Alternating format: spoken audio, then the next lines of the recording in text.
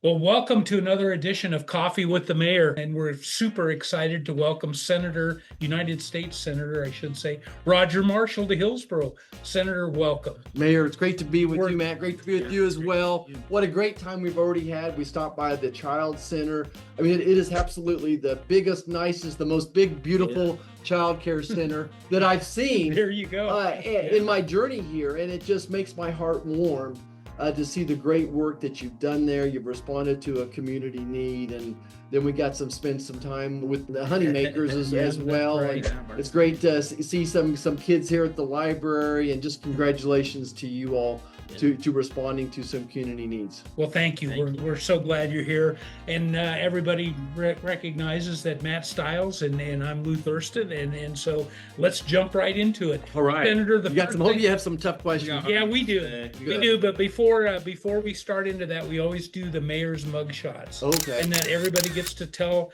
what's in their mug, their official coffee with the limited edition mug. So tell us what's in your mug, Senator. Well, it's hot black coffee. I wish it was a little stronger though. Okay. Just take it straight. You like the dark coffee, the strong coffee? I do. Yeah. I do. And it probably, of all my sins, and there's probably many of them, it's probably that I drink too much coffee. And so I spent my entire life as a baby doctor, right? So I delivered 5,000 babies on call every day, every other day for about 25 years. And all I needed was about a 15-minute nap and a cup of coffee, and I could wake up and deliver your baby and do a C-section. There you go. If I needed to. Excellent. Yeah. Excellent.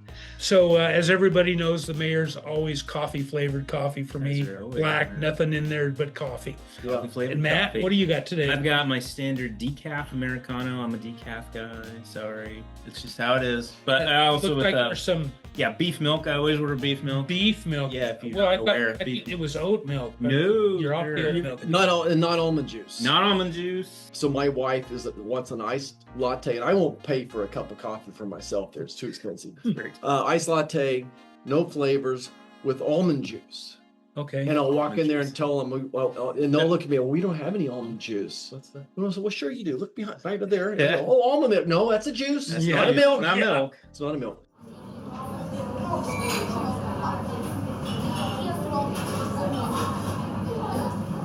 Senator, you spend a lot of time on the road talking with Kansans face to face. Has there been a moment, a project, or a person that's stuck with you or that stood out in your years in Washington? So, Mayor, this is our 99th stop in August. Sometimes the stories all go together. If you would ask me yesterday, it'd been a different, but really seeing your community center for your children will be one of those. This is like, you started that project in 2019. Mm-hmm. I started talking about this problem in 2019, doing roundtables with communities, say, well, what's your problems? What's your challenges? Why can't you do? So that would be one of them. You know, I sit here and just think about in my career. So again, I practiced medicine 25 years. I run for Congress, and then I ran for Senate. I'm sitting down with Bob Dole, and I was getting ready to take a really tough vote. You've had decisions like that too as a mayor, city manager, when you say, well, there's pros and cons of everyone's view here, but I got to make a decision. And he said, Roger, go back to Kansas, and the people of Kansas will tell you the solution to the problem. And it's seldom is it just like, I don't sit there and say, what do you think we should do in Ukraine, Mayor? Right. But it's literally the constant listening and what's on your heart and what's on your mind and what are people talking about. But I came from very humble beginnings, fifth generation farm kid. My dad moves off the farm when we're 4 years old, and he becomes the chief of police. So I think interacting with the sheriff's officers, the police officers always means a lot to me. Be able to give them a word of encouragement, maybe. You know, getting to talk to the youth, just getting to say hi to some kids in the library will make my day as well. You know, my prayer every morning is that I'm a message of hope. But then sometimes people get back to me and they give me hope. I've got 4 kids, 5 grandkids now. And certainly the decisions I'm trying to make, how's it going to impact my grandchildren? If the press disagrees with me tonight, I don't care. You know, the press often disagreed with President Eisenhower, believe it or not. He's real popular today, but when he finished his term as president, most people consider he was the 34th president. The historian said he's the 31st best president ever. But today, the same historians say he's a top 5 president. Well, why? Because his decisions took years and decades to come to fruition.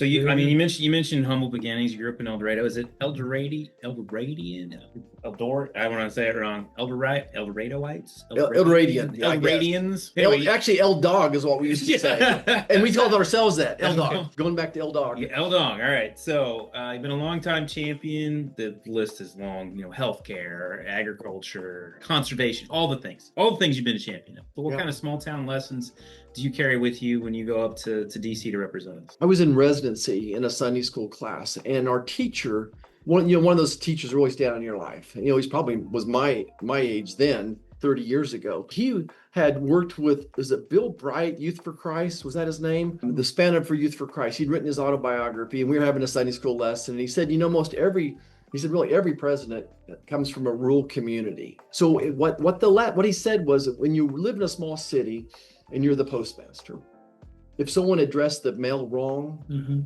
you just cross through it and go deliver it to the right person. Right. You never see a problem that you can't fix. Right. And I think when you live in a big city, you see a problem and you say, well, maybe it could be fixed, but my gosh, it's just too hard. Right. Yeah. So I think that's the lesson is when I meet Kansas and say, well, here's the challenge. We were in Wichita, outside of Wichita yesterday, looking at the Little Ark River Basin. And we've made some huge investments, the city of Wichita has, and agriculture, in trying to make that water cleaner. Right. But it's not perfect yet. Yeah.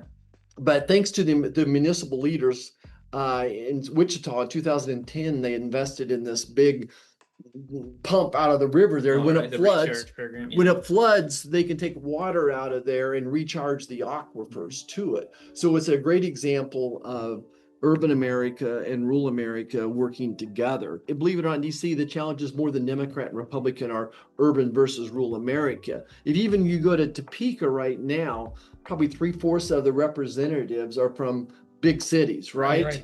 Yeah. So you're fighting for resources at the state level, at the federal level. I'm out there, a small town city kid, always fighting for rural America. And I think when you see this one big, beautiful bill, you're going to see that portrayed in many, many ways. We did a mini farm bill inside of that legislation.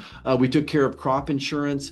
We raised the reference prices for Title I. We doubled the death state tax from 15 million a person to a family to 30 million a person. We got this 45Z tax credit done, which is going to allow us to have more biofuels as well. So I think you see that in my priorities and the president's priorities.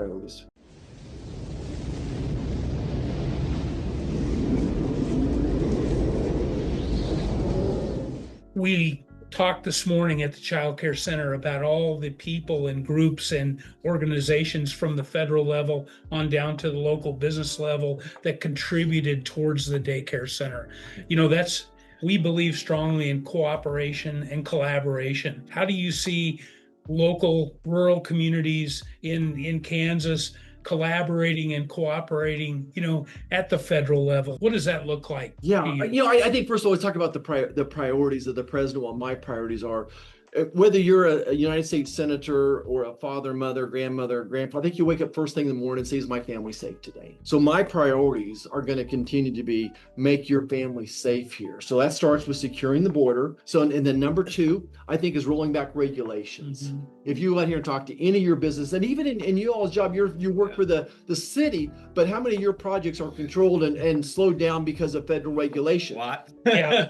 Utility side for sure. Yeah. So, if you want to have a new housing development in town, what the builders tell me, what's really driving up the cost is the regulatory environment to get it permitted. And you don't want it to be that way. Right. Now, you get a lot of the blame, but you're trying to satisfy about 15 different masters to get that permitting done, so you have the right runoff, and then you're getting utilities in there. Are there any endangered species that none of us have ever seen? So I think that the collaboration you're going to see from us working with you is collaborating to roll back regulations. Yesterday, the EPA regional administrator with us. So he's the guy over about 6 states. Jim Mays, a nice man. He absolutely gets it. And we're out there trying to collaborate with Wichita municipalities, farmers and ranchers, and everybody in between. And I'm sitting there writing a farm bill on conservation programs. So what can I do to help because it costs money for the farmers and ranchers to decrease the runoff, to decrease the drift from that field as well. Yeah. So I think the collaboration I'm trying is to empower you all to do your job. Deep down inside of me, I have this little libertarian streak where I would like the federal government to be much, much less involved in our day-to-day lives. I want to make sure your family's safe. That's my job. We could talk about the economy. What can we do to help the economy go along? But I'm going to try to get out of your way and let Hillsboro do it your way. Appreciate that. Yeah, that's for something sure. that we run into a lot, actually. So There's no doubt. And I want to thank you for your support in the past. You were here when we broke ground on our fiber to the prem network that was put in. And you helped us a little bit on the floor of Congress with the Corps of Engineers that were being a little recalcitrant in their willingness to be helpful in getting that main line put in. And so you helped us out with that, and we appreciate that tremendously. So that kind of support too, I think, just goes right in line with what you were talking about, and certainly what you've delivered for us in the past. We appreciate it.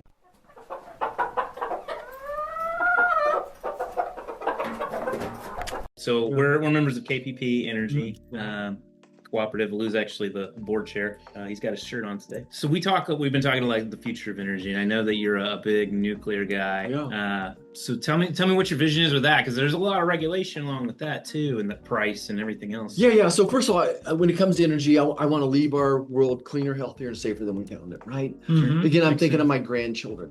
So what can we do to have affordable, reliable energy? I was a huge fan of wind and solar. It's not worked out quite the way I was hoping it would. It's driven up the cost of it. There'll be a small place for it. But I am super excited about nuclear modular reactors. And I do think that's what the future will be, is that someday Hillsboro will have 3 or 5, maybe 6 of these reactors. They'll sit on half of a football field. Think of a silo. Each one of these units is like a silo. I've been out to Idaho Springs National Laboratory twice, just trying to stay ahead of this game, trying to encourage the municipalities. And I've taken this group out there, some of your leadership out there, to say, this is what it's going to look like. The great things about it, number one, is it can take the waste from Wolf Creek, our energy. We can take the waste from there. Right now, the federal government's spending billions of dollars to store that. So we'll take that waste, we'll put them in these nuclear reactors, small reactors, and they're walk-away safe. What do I mean by that?